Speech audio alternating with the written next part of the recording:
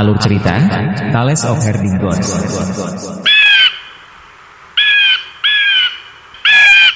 Chapter 303. Ruang bawah tanah sangat luas, dan ada gunung di depan yang tampak seperti tubuh bagian atas patung raksasa. Itu luar biasa besar, dan seluruh tubuhnya ditutupi batu-batuan hitam pekat, tetapi hidung, mata, mulut, dan telinga semuanya dipahat secara detail.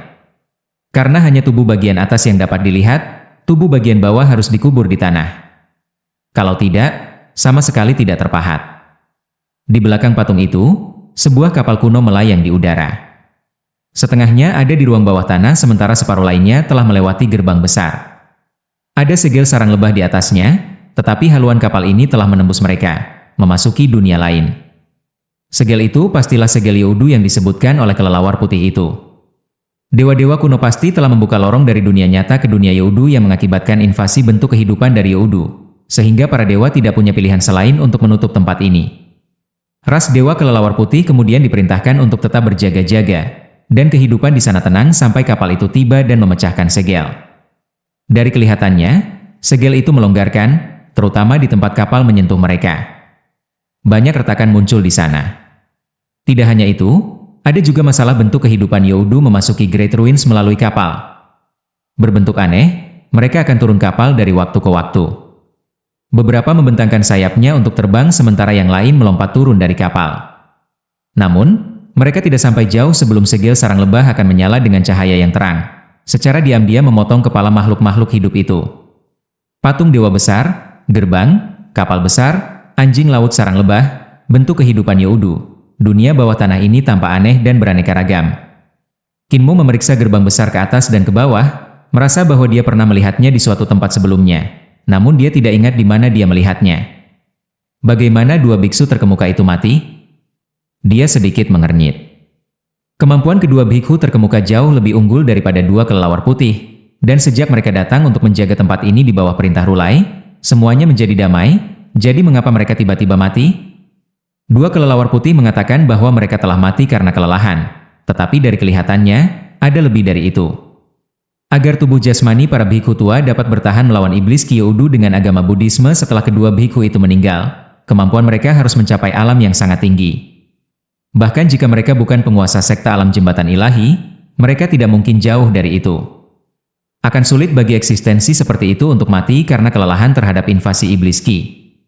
Mungkinkah ada beberapa bentuk kehidupan yang mengerikan yang memasuki dunia ini melalui kapal dan membunuh dua biksu tua?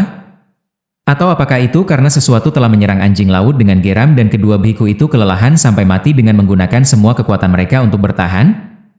Tidak peduli apa itu, ini bukan hal yang baik. Jika Kinmu mendekati kapal, dia yakin akan ada bahaya yang disembunyikan di bawah yang lain. Yeudu, dunia hitungan bumi, tempat di mana jiwa-jiwa berada. Utusan hitungan bumi membimbing jiwa-jiwa yang telah mati di dunia ini untuk Yeudu, dan mereka adalah pembawa maut. Saya pernah melihat utusan maut, dan mereka adalah tua-tua yang aneh melipat kapal kertas dalam kegelapan reruntuhan besar. Meskipun mereka aneh, mereka dianggap damai. Selama seseorang tidak mengganggu tugas mereka, mereka tidak akan menyulitkan orang yang masih hidup. Kinmu memeriksa sekitarnya. Tampaknya dunia kaum bumi Yeudu memiliki aturan dan regulasi uniknya sendiri. Utusan maut beroperasi menurut mereka, dan penghitungan bumi tidak mengganggu dunia nyata. Dalam hal itu, apa saja bentuk kehidupan Yeudu ini di lembah hantu? Mereka kuat, aneh, iblis, menyeramkan, dan bahkan lebih jahat daripada iblis surgawi yang pernah ditemui Kinmu sebelumnya. Dibandingkan dengan bentuk kehidupan Yeudu, iblis surgawi horde masih akan dianggap baik. Bentuk kehidupan Yeudu dan pembawa maut adalah dua hal yang sangat berbeda. Dia menatap kapal yang tidak ada di langit dan tidak di tanah. Segel sarang lebah telah memperbaikinya di tempat, dan pilar segi enam tidak bertatah di udara, lapisan demi lapisan. Mereka tembus seperti kaca berwarna, membentuk segel yang ditinggalkan oleh para dewa kuno. Namun, ada ki iblis dan aura aneh lainnya yang keluar dari kapal, dan suara mengerikan terdengar dari dalam sana. Itu seperti banyak jiwa terkutuk yang menderita di Yeudu berteriak. Kinmu menenangkan diri, dan tubuhnya tiba-tiba bergetar. Dia berubah menjadi makhluk dengan tubuh ular dan gulungan di tangannya sementara gerbang pengaruh surga muncul di belakangnya. Ekor ularnya merayap ke depan, naik ke langit, menghindari patung dewa di depan untuk memasuki kapal. Kedua kelelawar putih melompat kaget dan segera mengepakkan sayap mereka untuk memeriksa Kinmu dengan penasaran. Berubah, dia telah berubah lagi. Dia adalah seekor sapi, lalu dia berubah menjadi manusia, dan sekarang dia telah berubah menjadi ular. Pintu ini aneh, biarkan aku masuk dan melihatnya. Fu Yuchun berkata dengan rasa ingin tahu, berencana untuk mendorong gerbang surga pengaruh terbuka untuk melihatnya. Di balik gerbang adalah dunia Youdu. Jika Anda ingin mati dan membiarkan jiwa Anda memasuki Youdu, Anda bisa pergi dan membuka gerbang. Kata Kinmu tegas. Ketika dia mengatakan ini, hatinya bergetar hebat ketika dia berhenti di udara sambil melihat gerbang besar di depannya dengan linglung. Pengaruh gerbang surga. Gerbang ini yang disegel oleh sarang lebah adalah gerbang pengaruh surga. Karena sudah begitu, lalu apa patungnya? Kinmu menoleh ke belakang dengan susah payah dan melihat patung dewa. Bukankah patung dan gerbang pengaruh surga cocok dengan penampilan Kinmu saat ini? Ini bukan patung, itu seseorang yang telah dengan sempurna mengolah bentuk Saturnus berdaulat, seperti aku. Pikiran Kinmu meledak. Meskipun bentuk Saturnus berdaulat selalu memiliki kepala manusia dan tubuh ular, tidak semua orang bisa mengolah pengaruh-pengaruh langit dan gulir di tangan. Bahkan Eternal PHC Imperial Preceptor yang dikenal sebagai orang suci yang muncul sekali setiap 500 tahun belum berhasil mengolah bentuk ini. Ini adalah bentuk yang paling sempurna. Kinmu pernah berpikir bahwa ini adalah simbol tubuh Tuan dan juga alasan untuk kepercayaannya bahwa Eternal PHC Imperial Preceptor tidak pernah sekuat dia. Dan sekarang, dia bertemu dengan eksistensi lain yang telah berhasil menumbuhkan pengaruh gerbang surga. Apakah ini tubuh Tuan kuno? Mengapa dia membatu? Mengapa dia berubah menjadi kondisi seperti itu? Kinmu berdiri di udara diam-diam dan memandangi patung dewa. Tapi itu bukan patung dewa. Itu adalah dewa dalam bentuk Saturnus Sovereign yang membatu. Setengah dari tubuhnya harus dikubur di bawah tanah. Pengaruh gerbang surganya telah menjadi gerbang yang menghubungkan Youdu dan dunia nyata, tetapi sulit untuk mengatakan mengapa gerbang itu kehilangan kendali.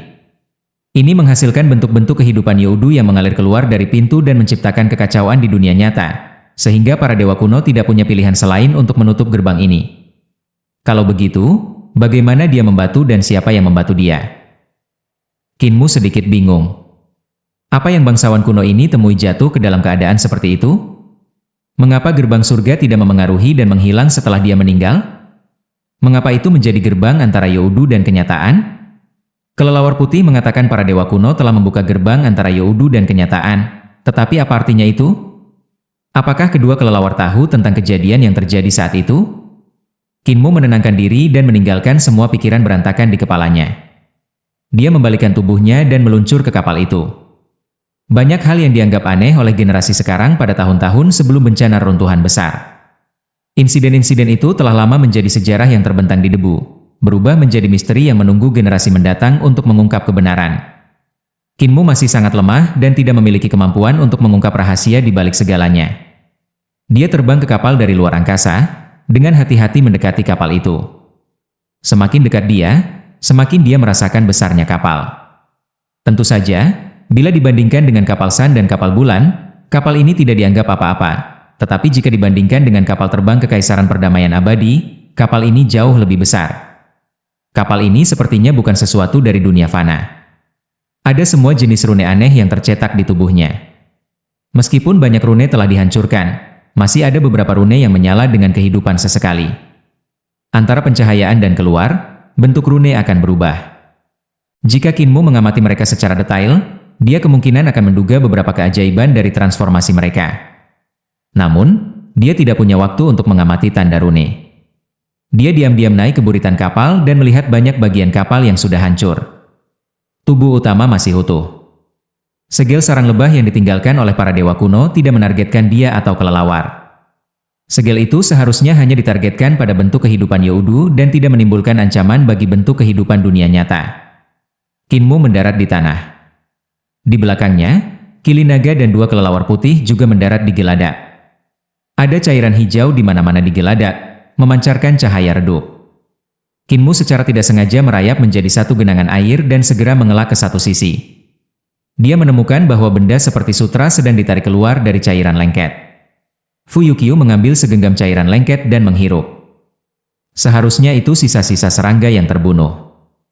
Naga kilin mengguncang tubuhnya dan bola api betulan terbang keluar, membakar habis semua cairan lengket di geladak. Tiba-tiba, bola setan Ki terbang keluar dari haluan kapal, dan api naga kilin yang sebenarnya langsung padam. Fu Yuqiu dan Fu Yuchun buru-buru melintas ke depan Kinmu, membuka mulut mereka untuk mengeluarkan pekikan diam, yang berbenturan dengan Ki iblis itu. Sebuah kekuatan besar yang tak terbayangkan datang menyapu untuk meniup kedua kelelawar putih itu. Bahkan Kinmu dan naga kilin di belakang mereka terangkat ke udara. Masing-masing dari mereka mendarat di tanah dan tampak kepala dengan khawatir. Kegelapan membanjiri ke depan seolah-olah memiliki kesadaran, mendekati mereka. Naga kilin menggeram dan bergetar. Cerakles keluar dari tubuhnya saat dia mengembang, dan sisik naga mengeluarkan suara menusuk saat mereka saling bersentuhan. Dalam sekejap, dia mengungkapkan bentuk aslinya dan berubah menjadi setengah naga setengah kilin raksasa. Api dan kilat meledak dari tubuhnya dan melonjak menuju kedalaman kapal. Naga kilin membuka mulutnya, memuntahkan api dan kilat. Kemampuannya luar biasa, dan bahkan para ahli alam celestial harus sementara menghindari ujung tombak pemogokan ini. Namun, itu mendarat ke kegelapan yang membanjir seperti lembu tanah liat yang memasuki laut, tidak membuat riak sama sekali. Dua kelelawar putih mengepakkan sayap mereka dan berputar di udara. Rambut putih halus di tubuh mereka langsung terbang seperti hujan, menembak ke dalam kegelapan seperti jarum putih yang tak terhitung jumlahnya. Setelah itu, kedua kelelawar itu memanggil rambut itu kembali, namun tidak peduli apa yang mereka lakukan, rambut itu tidak akan kembali. Untuk sesaat, mereka seperti dua tikus besar yang telah mencukur semua rambut mereka, berdiri di tempat terbuka dan menggigil. Kegelapan masih terus mengalir ke depan dengan kecepatan yang tidak cepat atau lambat. Tawa lembut datang dari dalamnya dan mengatakan sesuatu yang tidak bisa dimengerti. Itu bukan suara dewa, juga bukan suara iblis, dan itu jelas bukan mantra Buddha. Tiba-tiba, ekspresi Kinmu sedikit berubah, dan dia mengucapkan satu-satunya kata Youdu yang dia tahu. Kegelapan tiba-tiba berhenti dan berhenti membanjiri mereka. Sebaliknya, itu dengan cepat mundur. Rambut halus yang tak terhitung jumlahnya terbang kembali dan kembali ke tubuh kelelawar putih, membuat mereka tampak seperti landak. Kedua kelelawar putih itu bingung, tetapi mereka segera gemetar tubuh mereka untuk membiarkan rambut putih mereka masuk kembali ke dalam pori-pori mereka. Chapter 304. Pangongso dan sekelompok dukun besar dan raja dukun telah berjalan ke pintu masuk jurang. Beberapa ratus praktisi seni ilahi dari Kekaisaran Barbarian ditinggalkan dengan kurang dari 100 orang. Semua yang lain telah meninggal di hutan lembah hantu yang aneh dan tak terduga ini. Bahkan jika ada ekspedisi yang tak terhitung jumlahnya dari dukun-dukun hebat Istana Emas Roland yang telah menjelajahi tempat ini di masa lalu, eksplorasi berskala besar kali ini masih menghasilkan banyak korban. Bagi Pangongso, tidak masalah berapa banyak orang yang meninggal selama dia bukan salah satu dari mereka. Kehidupan para prajurit ini, dukun besar, dan bahkan raja dukun sekali pakai. Tujuan membawa semua orang ini adalah agar mereka melindunginya, menggunakan mayat mereka untuk membuka jalan ke pusat lembah hantu. Sebagai monster tua yang telah hidup selama 10.000 tahun, dia bisa mengabaikan kehidupan siapapun. Satu-satunya yang dia hargai adalah dirinya sendiri. Aku akhirnya di sini. Pangongso berdiri di sisi jurang dan menatap ke bawah dengan perasaan tergila-gila. Lembah hantu baru saja memasuki pandangannya 16 tahun yang lalu. Insiden sebuah kapal terbang dari luar angkasa menabrak lembah hantu telah menyebabkan perhatian 3 kekuatan. Istana Emas Roland, pemujaan iblis surgawi, dan biara petir besar telah mengarahkan pandangan mereka ke tempat ini. Namun, Heavenly Devil Cult tidak memiliki master kultus pada waktu itu, dan biara petir besar tahu beberapa rahasia, sehingga tidak ada dari mereka yang datang untuk menjelajahi tempat itu. Pada saat itu, Pangongso sudah mendekati usia tua, dan karena dia menghargai hidupnya, dia tidak datang secara pribadi. Sebaliknya, ia bersembunyi di Istana Emas Roland untuk menunggu anak suci reinkarnasinya. Namun, pedang patah yang dibawa oleh seorang raja dukun dari lembah hantu telah membuatnya sadar bahwa kapal dari luar angkasa itu luar biasa. Begitu dia berhasil bereinkarnasi, dia pergi ke sini. Seolah-olah untuk membuatnya lebih mudah baginya, Han Ruandi sedang mempersiapkan untuk memobilisasi pasukannya di Kerajaan Perdamaian Abadi, dan Pangongso dapat meminjam kekuatan militer Han Ruandi untuk memasuki tempat itu. Gongmu, apakah kalian merasakannya? Pangongso bertanya dengan suara rendah. Tempat ini dipenuhi dengan kekuatan jiwa yang telah menghancurkan jiwa dan melahirkan bentuk kehidupan yang aneh ini. Ini adalah tanah suci terbaik bagi kami para dukun hebat untuk bercocok tanam. Di sampingnya, dukun-dukun besar dan raja-raja dukun merasakan denyutan dari jiwa mereka. Suasana di sini membuat jiwa, roh, dan roh primordial mereka menarik kegirangan. Tempat ini dipenuhi dengan kekuatan jiwa dan roh. Energi roh yang melimpah dan energi jiwa di sini melampaui apa yang dapat mereka temukan di Istana Emas Roland. Sepanjang jalan, mereka telah bertemu dengan bentuk kehidupan aneh lembah hantu, yang seperti mimpi buruk bagi para prajurit barbarian di Empire. Namun, bagi dukun hebat ini, mereka seperti memindahkan pil suplemen. Tentu saja, pil semacam ini sedikit berbahaya. Menggunakan jiwa dan roh dari bentuk kehidupan lainnya adalah metode kultivasi asli para dukun hebat. Raja Dukun Gongmu menghirup udara yang datang dari jurang dengan rakus. Energi roh di sana bahkan lebih kuat, dan dia berseru, "Jika Istana Emas Roland kami memperoleh pijakan di sini, kami akan dapat memperkuat kemampuan dukun besar kami 2 kali lebih cepat." Energi roh dan energi jiwa di sini bahkan membantu meningkatkan semangat primordial. Tak perlu dikatakan bahwa Istana Emas Roland yang kuat dalam jiwa dan roh juga kuat dalam roh purba. Pencapaian mereka dalam jiwa, roh, dan roh purba sangat mendalam. Alasan sakral lainnya dan bahkan biara petir besar jauh lebih rendah daripada mereka dalam hal ini. Hanya saja metode kultivasi mereka aneh, menggunakan jiwa dan roh makhluk hidup untuk berkultivasi, mereka selalu dikritik. Jika mereka bisa mengambil alih tempat ini, Istana Emas Roland pasti akan berkembang ke tahap yang tidak pernah terbayangkan dengan mengandalkan energi roh dan jiwa dari tempat ini. Munculnya tanah suci padang rumput pasti akan mencapai tahta dataran tengah, menekan semua tempat suci di bumi tengah. Yang penting bukan ini, itu kapal terbang dari luar angkasa. Tatapan Pangongso sedikit tergila-gila ketika dia berkata dengan lembut, "Yang menarikku bukanlah bagaimana meminjam energi roh dan jiwa untuk berkultivasi, tetapi bagaimana memecah melalui, untuk melampaui batas manusia dan menjadi dewa. Kapal ini seharusnya memiliki apa yang saya inginkan. Itu datang dari luar angkasa." Dia tidak mengatakan lebih banyak dan melompat. Dukun besar lainnya, dukun raja, dan prajurit barbarian di Empire yang tersisa pergi bersamanya, menjaga sekelilingnya. Pangongso adalah eksistensi yang telah hidup selama 10.000 tahun dan tahu banyak rahasia. Dasar sakral lainnya seperti biara petir besar dan sekte Dao bergantung pada sejarah yang dicatat dalam buku-buku di tanah sakral yang mungkin bias, tetapi ia mengandalkan ingatannya sendiri. Hal-hal yang dia alami terlalu banyak.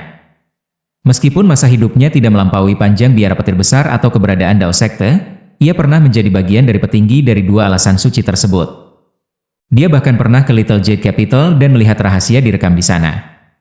Kapal ini seharusnya datang dari tempat misterius yang mungkin merupakan satu-satunya tempat di dunia di mana orang masih bisa menjadi dewa. Tidak peduli apa, saya harus mendapatkan kapal dan pergi ke sana. Dia berpikir sendiri. Di udara, mereka bertemu serangan dari semua jenis bentuk kehidupan aneh dan aneh dari jurang. Sejumlah tentara, dukun besar, dan Raja Dukun membuat gerakan mereka dan mengerahkan semua kekuatan mereka untuk melindungi Pangongso. Setelah kehilangan lebih dari selusin pria, mereka mencapai dasar jurang. Di kapal harta karun, Kinmu memandang iblis Ki yang menarik diri dan merasa ragu-ragu. Jelas ada entitas yang menakutkan di Ki Setan. Dia tidak tahu apakah itu bentuk kehidupan Youdu, tetapi kemampuannya sangat kuat, lebih kuat daripada kelelawar putih. Tetapi dengan hanya satu frasa bahasa Youdu, entitas ini telah mundur. Itu membuat segalanya agak mencurigakan. Setelah iblis Ki mengundurkan diri, jeritan sengsara yang berkeliaran juga menghilang. Lingkungan sekitar menjadi sangat tenang, dan bentuk kehidupan aneh yang mengalir dari dunia Youdu menghilang. Karena kesunyian, segalanya terasa lebih aneh. Entitas yang kehabisan 2 biarawan terkemuka sampai mati pasti ada di kapal ini. Kinmu mengerutkan kening. Keheningan di kapal itu menakutkan. Fatih Dragon, Yu Chun, Yu Qiu, ayo masuk dan lihatlah. Jika kita bertemu dengan bahaya, kita akan segera pergi. Kinmu berkata dengan sungguh-sungguh dan mengambil langkah ke depan. Fu Yu Chun dan Fu Yu Qiu segera datang di depannya sambil mengepakkan sayap mereka. 2 kelelawar putih terbang diam-diam dengan kepala lebih rendah dari kaki mereka. Naga Kilin mengikuti kelompok itu, menjaga bagian belakang. Mereka bergerak maju dari kiri kapal yang berharga dan menemui anjing laut sarang lebah ketika mereka sampai di tengah. Segel sarang lebah di sini masih sangat padat bersama-sama, memungkinkan Ki Setan kecil bocor melalui celah-celah. Tiba-tiba, struktur di samping mereka berderit, dan sebuah pintu terbuka. Cahaya redup datang dari dalam. Kedua kelelawar putih buru-buru menghindar ke samping dan menggantung di antara kedua sisi pintu, meregangkan kepala mereka ke arah ruangan untuk melihatnya. Tempat itu adalah bagian dari bangunan di Geladak. Ruangan itu panjangnya 20 meter dan lebar, dihiasi dengan meja dan layar batu giok. Lilin di atas meja giok menyala, dan ada pedupaan di mulut bangau perunggu. Asap mengepul dalam bentuk spiral. Tidak ada orang lain di ruangan itu, tetapi dari penampilan lilin dan pedupaan, ada seseorang yang sepertinya ada di sana beberapa saat yang lalu. Tempat ini aman, kata Fu Yuchun. Kinmu membuka mata langit hijaunya untuk melihat dan melihat tidak ada masalah. Dia kemudian melakukan sweeping lain dengan Cinnabar Heaven's Eyes, tetapi masih bisa melihat tidak ada yang salah. Mereka berjalan ke kamar dan melihat sekeliling. Fu Yuqiu berkata, "Aneh, pintu ini belum pernah dibuka sebelumnya, tetapi dibuka hari ini." "Belum pernah dibuka sebelumnya?" Kinmu sedikit terkejut. Kedua kelelawar putih itu mengangguk serempak. "Pintu-pintu di kapal ini tidak bisa dibuka bahkan dengan sekuat tenaga kami. Ini sangat aneh." Tidak ada banyak hal di ruangan ini selain layar bersulam pegunungan hijau dan perairan biru. Ada sebuah perahu kecil di jantung sungai dan seorang penatua duduk di haluan perahu, sedang memancing. Salah satu kelelawar putih datang ke depan meja batu giok, ingin mengambil lilin, tetapi dia tidak bisa mengangkatnya sehingga dia hanya bisa menjatuhkan pikiran itu. Kinmu melihat-lihat tempat ini. Dia samar-samar merasakan seseorang melihat mereka, tetapi dia tidak bisa menemukan sumber tatapan itu. Itu mendorongnya ke keadaan waspada. Tatapannya mengelilingi sekelilingnya, tetapi perasaan diawasi tetap ada. Ki vitalnya mengalir keluar dan berubah menjadi cermin yang memantulkan lingkungan. Pada saat itu, dia melihat lelaki tua nelayan di lukisan itu diam-diam menoleh ke belakang untuk memeriksa kelompok mereka. Kinmu berbalik dan menerkam layar. Pria tua itu kehilangan kepalanya karena takut dan segera melemparkan pancing sambil melompat sendiri. Dia sangat gesit, berlari dari layar ini ke dinding sebelum menghilang melalui pintu. Kinmu segera mengejar dan membuka pintu untuk bergegas keluar, tetapi terbanting menutup. Terkejut, Kinmu mundur ke belakang, dan pedang Carefrey yang ada di punggungnya naik ke langit, berubah menjadi wave sword form untuk melindungi tubuhnya. Pada saat yang sama, dia mengulurkan tangannya untuk mendorong pintu di belakangnya sambil berkata dengan suara serius, "Fu Brothers, Fatih Dragon, cepatlah datang." "Fu Brothers." Kinmu menoleh ke belakang dan tertegun. Ruangan ini bukan yang dia masuki sebelumnya. Sebaliknya, itu adalah ruang bordir wanita. Sementara itu, ruangan tempat dia berasal menghilang tanpa jejak. Dua kelelawar putih dan naga kilin buru-buru mendorong membuka pintu, tetapi mereka disambut dengan kekosongan. Kinmu menghilang ke udara tipis. Ekspresi mereka berubah secara drastis, dan mereka buru-buru mendorong membuka pintu ke kamar lain, tetapi mereka masih tidak dapat menemukan jejak Kinmu.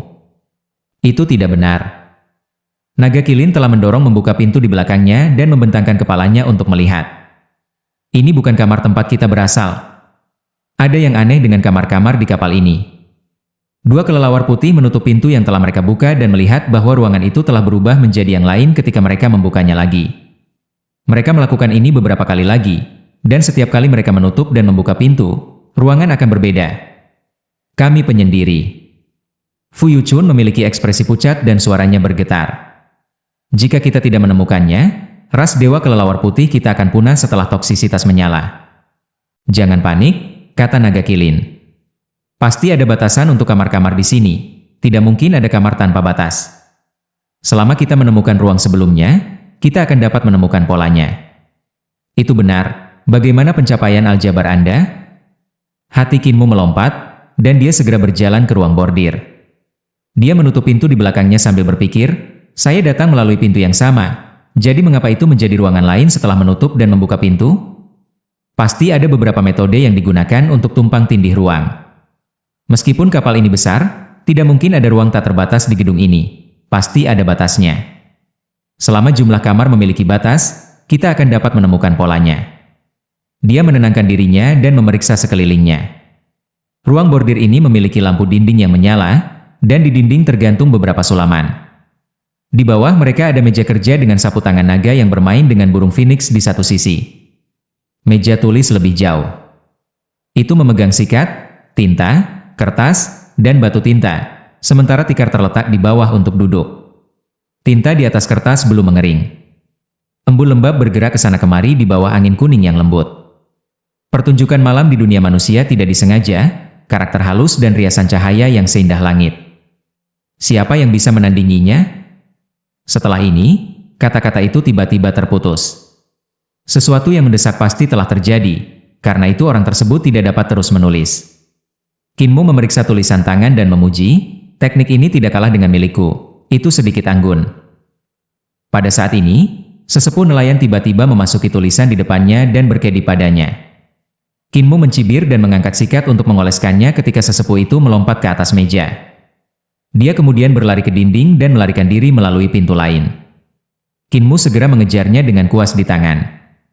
Penatua dalam lukisan itu menghilang setelah pergi ke kamar sebelah dan Kinmu tidak tahu di mana dia menyembunyikan dirinya saat ini. Kinmu memasuki ruangan dan melihat sekeliling. Itu adalah ruang belajar, dan buku-buku di sana sangat kuno. Dia mengeluarkan satu dan ingin membukanya. Tetapi dia tidak bisa melakukannya tidak peduli seberapa keras dia mencoba. Tiba-tiba, penatua dalam lukisan itu melompat keluar dari buku dan memasuki buku lain.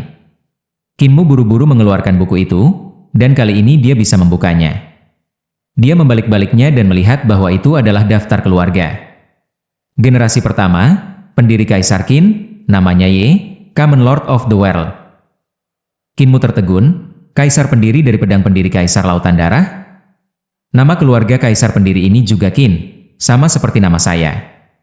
Daftar keluarga sangat tebal, setelah mencatat kehidupan dan perkawinan setiap orang dengan nama keluarga Qin dengan beberapa kata. Kinmu membalik-balik buku untuk menemukan orang tua di lukisan itu. Ketika dia sampai di halaman terakhir, hanya ada satu kalimat di sana. 107 generasi, putra Hansen, Feng Qing. Setelah itu, daftar keluarga terputus. Lanjut di video chapter berikutnya. Terima kasih.